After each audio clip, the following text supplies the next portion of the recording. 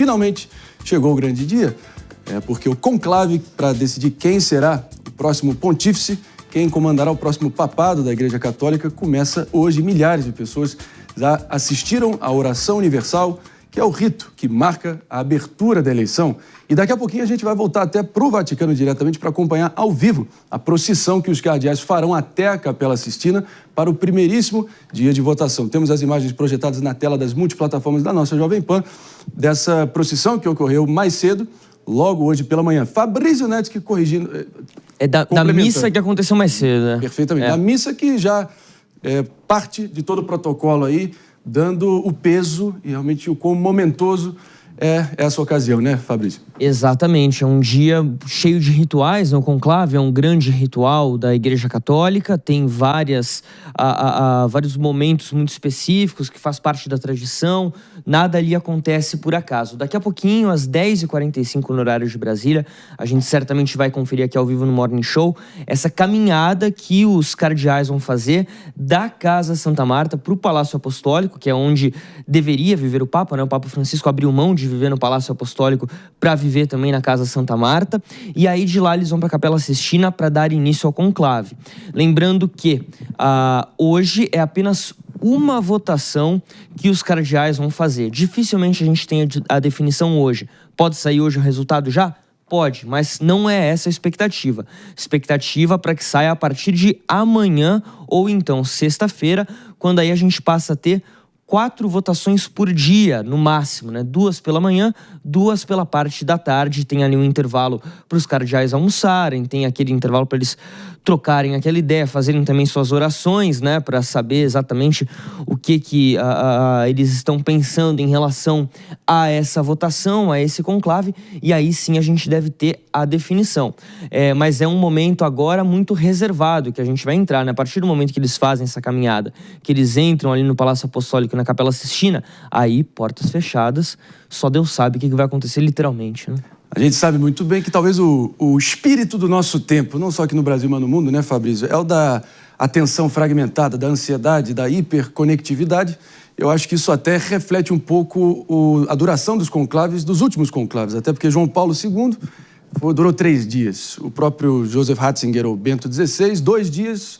Jorge Mário Bergoglio, Papa Francisco, 2 dias também. O mais curto, lá em 1503, com 2 horas, se não me engano, e o mais longo foi aquela trocação que durou 3 anos, mas claro que a gente vai passar longe disso, talvez realmente vai seguir essa sua expectativa que você acabou de definir. Certamente, André, porque nós já tivemos reuniões preparatórias, né? Então os cardeais, eles já estão no Vaticano há algum tempo, eles já participaram dessas reuniões onde eles tiveram essa discussão, esse debate sobre quais são as prioridades da Igreja nesse momento. Eles puderam se conhecer, fora o fato de que o conclave agora de 2025, ele é um conclave mais conectado do que o de 2013, né? No sentido de que as redes sociais avançaram numa velocidade muito rápida.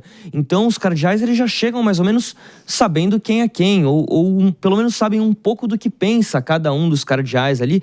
Já fica uma coisa mais fácil, né? Tem até uma informação curiosa, que 2 jornalistas que são especialistas em Vaticano e são ligados a portais conservadores, um americano, um britânico, escreveram um relatório sobre o perfil dos cardeais que estão participando do conclave, colocando lá a posição de cada um deles, de 40 deles, a respeito de temas como bênção a casais do mesmo sexo, bênção a segundos casamentos, né, a casais divorciados, ou seja, várias pautas sensíveis que tiveram algum tipo de mudança de tratamento durante o papado de Francisco, estão escrutinadas nesse relatório de várias páginas e que não apenas está disponível online, como também foi entregue impresso para diversos cardeais que participarão do conclave, ou seja, já estão munidos aí até de uma espécie de enfim, de relatório, de dossiê a respeito dos demais. Eu acho que tem uma outra questão aqui, complementando o que o Fabrício trouxe, que é a seguinte, né? O Papa Francisco, ele ficou doente por muito tempo. Então, seria muito utópico a gente achar que em momento algum não passou pela cabeça desses cardeais que algo pudesse acontecer com o Papa Francisco no curto prazo, a ponto deles já não estarem se organizando ali internamente e conversando sobre o futuro da igreja. Eu imagino que as conversas sobre o futuro da igreja, inclusive, nunca parem. Mas no momento em que a gente tem um Papa de 80 e tantos anos enfrentando uma internação longa, é razoável se pensar que já se estava discutindo sobre o futuro da igreja naquele momento. Não é que todos vão chegar hoje no conclave, meu Deus, nossa, o que faremos agora? Já está muito encaminhado. Mas aí tem tanta informação atravessada, né, Jess Peixoto? Muita gente dizendo, teve até um cardeal brasileiro dizendo que ninguém quer ser Papa. Essa manchete ou essa declaração forte acabou repercutindo bem. Eu, enfim, reluto a acreditar que realmente seja o caso, né, Fabrício? Mas, Jess, queria ouvir a tua opinião, até porque aí começa que as especulações, a boataria é natural com um processo com tanta atenção voltada a ele, né? Não, é muito natural. Eu discordo. Eu acho que muita gente quer ser Papa. Eu acho que existe uma honraria na figura de ser o representante de Pedro. Jess, a gente está com só um probleminha técnico no microfone, vou só alternar brevemente e a nossa produção já vai seguindo adiante. Obrigado. Existe uma questão que é muita honraria ser Papa, ser o representante de Pedro. Você tá ali dentro de uma estrutura religiosa em que você faz parte ali do Vaticano, em que você é o chefe de Estado. E assim, a realidade, eu acho que o sacerdote, ele tem uma visão muito magnânime do que é Deus, de como que Deus está atrelado, do que é a igreja, de como que a igreja está atrelada neste momento histórico. E este representante agora, esse Papa, a realidade é que ele vai viver um momento de extrema importância. Por quê? Porque é um momento de transição de mundos, é um momento de transição de gerações. E logo após um Papa muito impactante, que foi o Papa Francisco. Então, eu vou até além de que existem interessados. Eu acho que existem pessoas nesse momento que estão, por um certo lado, disputando numa visão de fé, numa visão religiosa, numa visão de caminhos e estruturas dentro da Igreja Católica, como seguir para o futuro dessa igreja. E eu acho que essa é uma posição de muito interesse, porque vai definir muito. A igreja cresceu muito na Ásia, a igreja cresceu muito na África. Então, esse fortalecimento, como expandir esse fortalecimento? Como lidar com um mundo em que as pessoas cada vez são menos religiosas em muitos lugares, como na Europa? Como lidar no mundo em que, em lugares como o Brasil, religiões que não a católica estão crescendo muito e ele endereça isso, essa expansão da fé. Então, eu vejo como uma posição em que muita gente está interessada. Assim. Inclusive tem brasileiro cotado, pelo visto, no meio de todas essas especulações, Fabrício. Eu me refiro, claro, ao Dom João Braz de Avis, que poderia ser essa zebra, por assim dizer, para pegar aqui no jargão popular. E tem muita gente aventando que poderia ser um nome que, ali de franco atirador, no final do processo, acaba emergindo como Papa na hora que a fumaça branca for revelada. Lembrando que o cardeal Bergoglio sequer estava sendo considerado ali como um dos principais papáveis em 2013 e acabou prevalecendo. Exatamente, até por isso que fica difícil a gente dizer, né, qualquer coisa, assim, se é factível ou não, mas pode ser uma possibilidade. A gente sabe depois, quando o conclave acaba, eles divulgam quantos votos cada cardeal recebeu, né? Em 2013, o Dom Odilo, que é o cardeal aqui da Diocese de São Paulo, né? Ele ficou na terceira posição. Foi o terceiro mais votado. Por uma distância considerável. Quando você pega lá os números absolutos, você vê que ele ficou longe até, mas foi o terceiro mais votado. Até porque para alguém ser eleito precisa de 2/3 dos votos. Muita coisa. Então, e o agora... segundo e terceiro sempre vão estar muito longe. E esse é o primeiro conclave da história com mais de 120 cardeais votantes. Isso nunca havia acontecido antes. 133 no caso. 133, sendo que são 135 que poderiam participar. Dois ficaram de fora. O queniano e o espanhol que estão acamados. Exatamente, exatamente. Tem aquela barra da idade, né? Então quem está acima dos 80 anos não vota e nem pode ser eleito, mas existia antes um corte ali. Se tivessem mais de 120 cardeais com mais de 80 anos, alguns eram cortados do pleito. Dessa vez, não. Eles colocaram todos os cardeais com menos de 80 anos para votar. aqueles que podem ir até o Vaticano, né? Como a gente falou, 2 ficaram de fora. Então isso vai deixar ainda mais difícil, né, para você conseguir essa maioria, esses 2/3 necessários. E aí tem uma coisa, a Jess falava aqui sobre a responsabilidade, muita gente querer ser papa ou não. Eu já tinha ouvido falar dessa coisa, tem cardeal que não quer ser papa, porque é uma responsabilidade muito grande. Eu fico pensando, por exemplo, no Bergoglio, que foi pro conclave, e aí o pessoal tá até na internet falando assim, ele foi lá tirar 2 semanas de férias lá em Roma e nunca mais voltou pra Argentina. E foi exatamente isso que aconteceu. O cara foi participar do conclave, o Papa Bento não tinha morrido, ele abriu mão do cargo, né? Então não foi nem pro funeral do Papa Bento, ele foi para participar do conclave, possivelmente já tinha até a passagem de volta comprada lá de Roma para Buenos Aires, e nunca mais voltou para a Argentina, simplesmente. Então é uma responsabilidade muito grande. Não voltou literalmente, porque como Papa ele nunca visitou a Argentina. Exatamente. E tem um ponto interessante, a própria biografia dele mostra que em dados momentos ele cogitava até um momento de aposentadoria, que ele não esperava, ele não tinha expectativa de ser Papa, embora ali na votação anterior ele também tenha sido bem votado. Ele não passou desapercebido, ele tinha seu destaque, ele tinha ali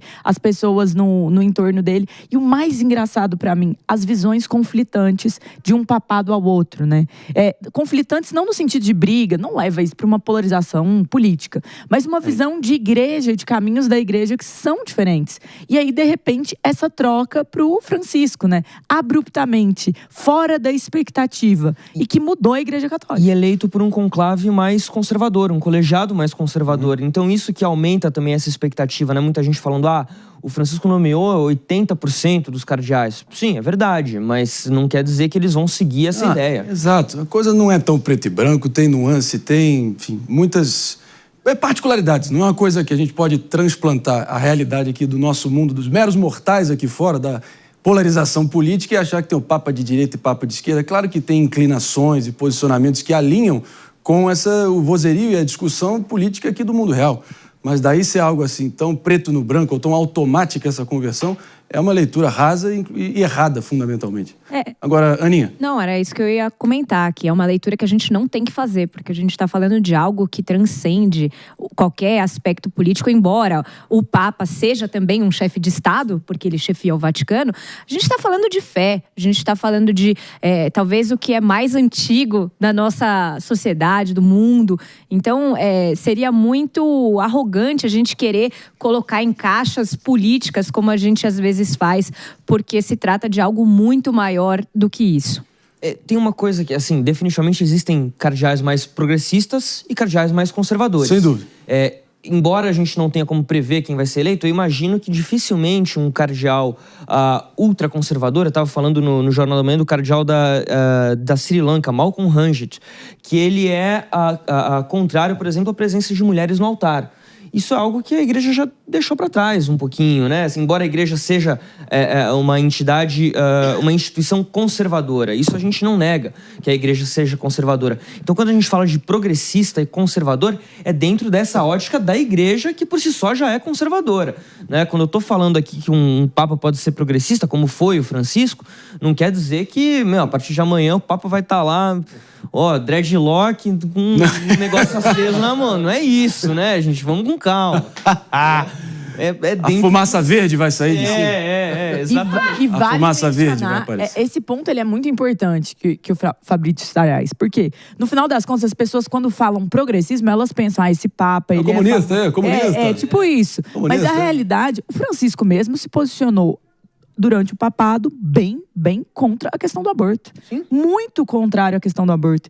E as pessoas imaginam que o progressista, quando a gente fala do cardeal, é o progressista quando a gente fala da política, que não é o Papa do PSOL versus o Papa do PL. Isso não existe, gente. Exatamente. O Papa mais progressista dentro do conclave, o cardeal mais progressista dentro do conclave, ele ainda é conservador aos olhos externos. Sim. Então, assim, as pessoas não têm essa perspectiva. Agora, lembrando que o próprio Vaticano tem uma autonomia federativa, é um Estado constituído, tem suas responsabilidades. O secretário de Estado ali, que está numa posição alta ali na hierarquia, é o famoso Pietro Parolin, dizem lá no Turf, sabe o que é Turf? É corrida de cavalo, né? Sim. É o famoso pule de 10, que é uma aposta tão certa, tão inquestionável, que não tem chance de dar erro. Então, muitos vaticanistas estão falando que ele é o pule de 10. Só que tem um ditado, Fabrício Netsky, que diz o seguinte: quem entra papa no conclave costuma sair cardeal. Porque normalmente acaba dando a zebra mesmo e quem não está no radar. A gente vai seguir aqui especulando outros nomes. Tem Matteo Zuppi, tem talvez o nome mais italiano que eu já ouvi na vida, Pier Battista Pizzaballa, que tinha uma baita interlocução entre Israel e Gaza também. São nomes aí aventados, mas claro, quem sabe tem a zebra brasileira por aí. A gente, claro, tem projetado na tela aqui das multiplataformas da Jovem Pan, pessoal, aqui no nosso Morning Show, a icônica chaminé. Então, se sair realmente uma fumaça preta, é que há indefinição no ar. Se sair uma fumaça branca, habemos papa. E se sair uma fumaça amarela, é porque anunciaram o técnico da seleção brasileira. Estaremos, claro, acompanhando aqui ansiosamente os próximos passos, claro, com a devida seriedade que esse assunto merece.